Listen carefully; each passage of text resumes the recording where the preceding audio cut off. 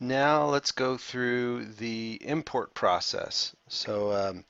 Popular request has been being able to do a batch or bulk import of appointments. And now under the reminders section, you'll see that there is an import menu item.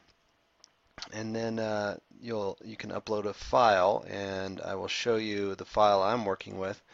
The system, as you'll see, is designed to be very flexible.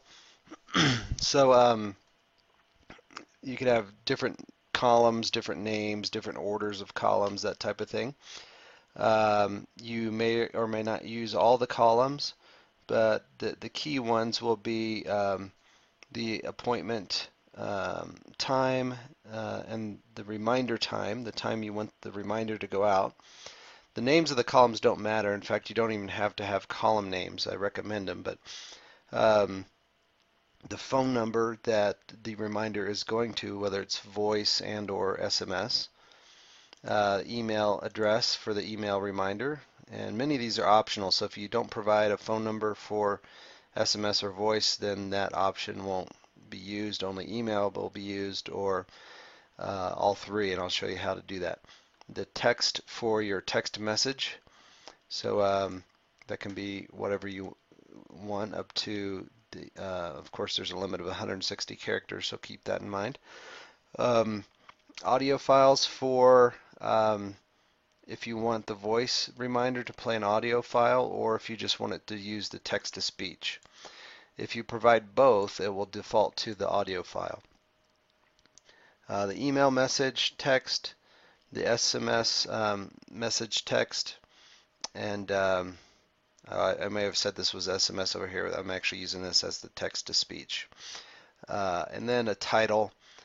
You can assign a different title. For example, if you want to use their name and some, their phone number, you can create a column for that. Okay, so I'm going to bring this up.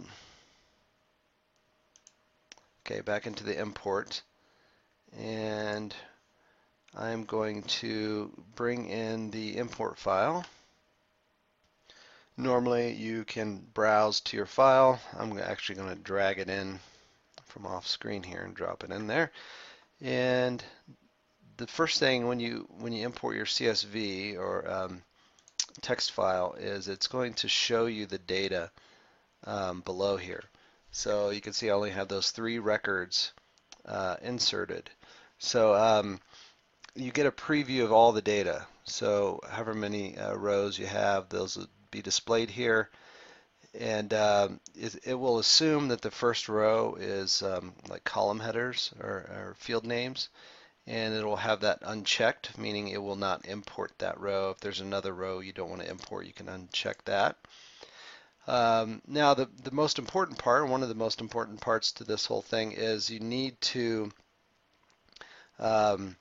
assign columns, and there's a description up here to drag and drop the fields. These are the available fields for your importing into the system, but you need to assign these fields to the particular data columns, because since many systems could have all kinds of formats and column names and arrangements, I've designed this to try to be as flexible as possible. So what I've done here is created a system to drag and drop fields. So here's, for example, the name/title. So this is what shows up in my list. And I've got a column over here, so I'm just going to drag that here. The voice URL, I'll just kind of drag these randomly. That's going to match up to this field. The email address is here. SMS phone number is here. Okay, one thing to keep in mind is many times the phone number, you're only going to have one column for the phone number, but you're going to want to use that same phone number for both the SMS reminder and a voice reminder. So all you need to do is take the voice phone number field and add it to the SMS phone number field or column here, since there's only one column. You can use this one column for both purposes, for the SMS and voice. But if you happen to have a voice column and a separate column for the SMS, you could drag those to those individually. Text to speech. see the email message, the SMS message. Reminder, date and time, that's the time, that date and time the reminder actually will be sent. And then the appointment date and time. Okay, one thing to keep in mind is if you have a date and time that's in the past, those reminders will be sent out right away. So make sure that you are fully aware of the reminder times that are in here. You don't want to have old appointments or appointments that are in the past to be sent reminders out, send reminders out on. So you can also adjust these things here. So if I wanted to change these to another date, you can do that right here. And okay. Okay, so let's make this one for there. Okay, so I've got everything lined up here. My columns are assigned, and you'll notice that I'm not using all my columns here, and that's fine.